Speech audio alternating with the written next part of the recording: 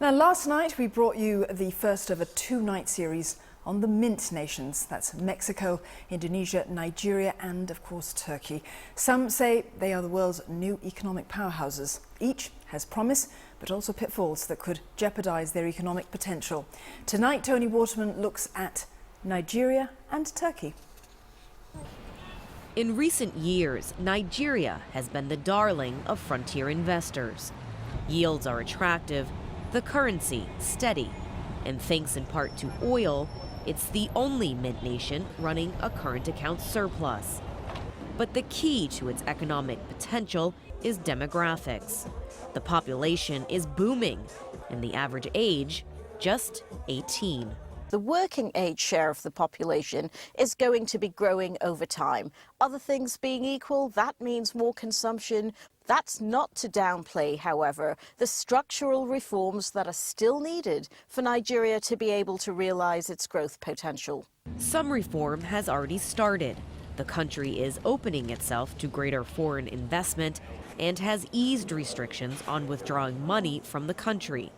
But corruption remains a problem. If you look at how much oil has been produced since the 1960s, Nigeria should be in a much more powerful position than it is today. Even today, there's very little to show in terms of the oil savings that have been accumulated over time.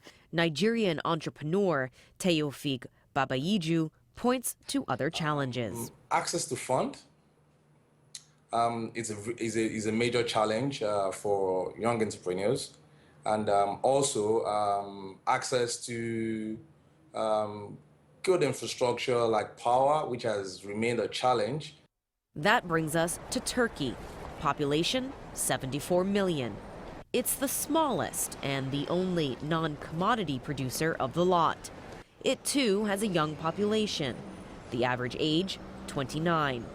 Its strategic location between Europe and Asia has helped to nearly quadruple GDP, from $230 billion in 2002 to about $800 billion today. Over the past 10 years, yes, we've had steady economic growth, but really we've had a series of crises where each time Turkey was somehow able to pull itself really back from the brink.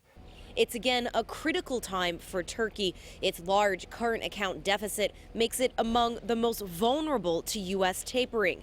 And political instability is once again rocking the nation. Investors right now are becoming increasingly concerned by the political turmoil in the country. I'm a big believer in Turkey. In the short term, there's a lot of concerns. Concerns Turkey will have to overcome to unlock its potential growth.